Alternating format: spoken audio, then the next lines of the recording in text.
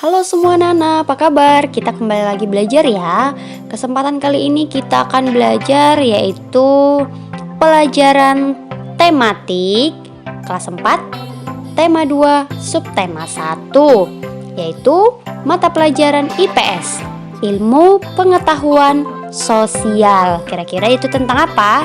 Ya, betul sekali, kita akan belajar tentang jenis-jenis sumber daya alam. Apakah itu sumber daya alam dan apa saja itu jenis-jenisnya? Kita simak videonya ya. Ya, sumber daya alam merupakan sesuatu yang dapat dimanfaatkan untuk berbagai kepentingan dan kebutuhan hidup manusia.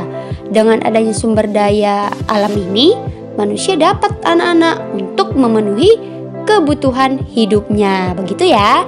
Jadi sumber daya alam ini merupakan sesuatu yang sangat kita manfaatkan dalam kepentingan dan kebutuhan hidup kita untuk memenuhi kebutuhan hidup kita masing-masing.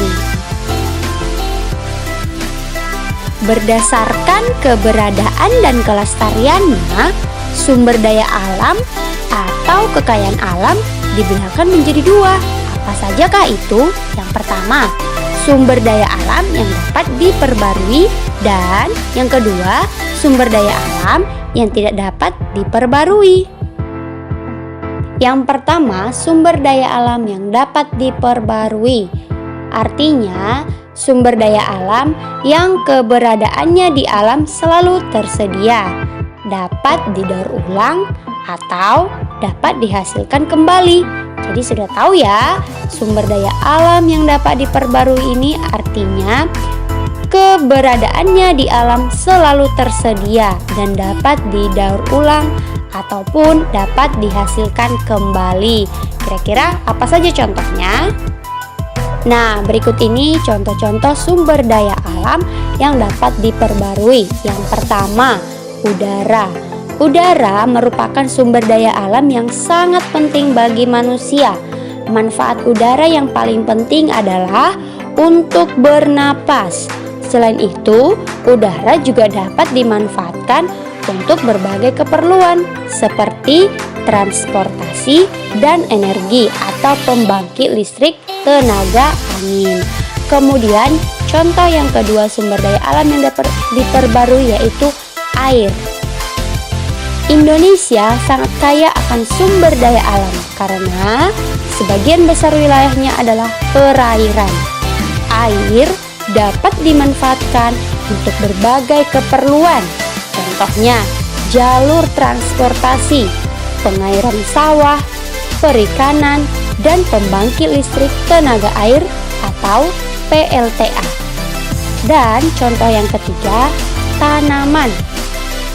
Negara kita kaya akan berbagai jenis tanaman. Contohnya, tanaman pertanian, kemudian tanaman perkebunan, dan tanaman perhutanan.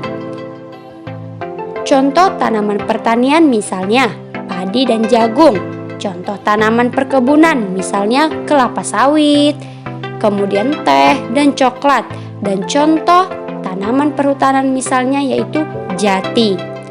Kemudian yang keempat, contoh sumber daya alam yang dapat diperbarui yaitu tanah. Tanah sangat penting bagi manusia karena tanah dapat menyimpan cadangan air di permukaan bumi. Selain itu, tanah juga dapat dimanfaatkan sebagai lahan pertanian atau menyimpan zat-zat makanan bagi tumbuhan. Berikutnya yang kelima yaitu hewan. Hewan adalah kekayaan alam yang dapat diperbarui karena dapat berkembang biak baik secara alami maupun melalui kegiatan peternakan. Ya, anak-anak sudah tahu ya sumber daya alam yang dapat diperbarui tadi ya. Sudah tahu pengertian dan juga contohnya. Sekarang yang kedua kita masuk yaitu tentang sumber daya alam yang tidak dapat diperbarui. Sumber daya alam yang tidak dapat diperbarui adalah sumber daya alam yang akan habis jika digunakan terus-menerus. Contoh sumber daya alam yang tidak dapat diperbarui adalah bahan tambang logam dan bahan tambang bukan logam. Nah, berikut ini adalah contoh sumber daya alam yang tidak dapat diperbarui. Yang pertama, bahan tambang logam. Contoh bahan tambang logam antara lain besi, aluminium, emas, dan perak. Bahan-bahan tambang tersebut banyak dimanfaatkan dalam kehidupan sehari-hari. Contohnya, besi dimanfaatkan sebagai bahan baku untuk membuat mesin atau kerangka bangunan. Aluminium banyak dimanfaatkan untuk bahan baku pesawat terbang dan peralatan rumah tangga. Sementara itu, emas dan perak banyak dimanfaatkan sebagai bahan baku untuk membuat perhiasan. Contoh yang kedua yaitu bahan tambang bukan logam. Contoh bahan tambang bukan logam antara lain minyak bumi dan batu bara. Bahan tambang jenis ini terbentuk dari sisa-sisa tumbuhan dan hewan yang mati jutaan tahun yang lalu. Minyak bumi dimanfaatkan sebagai bahan dasar pembuat bahan bakar, seperti bensin, solar, dan minyak tanah.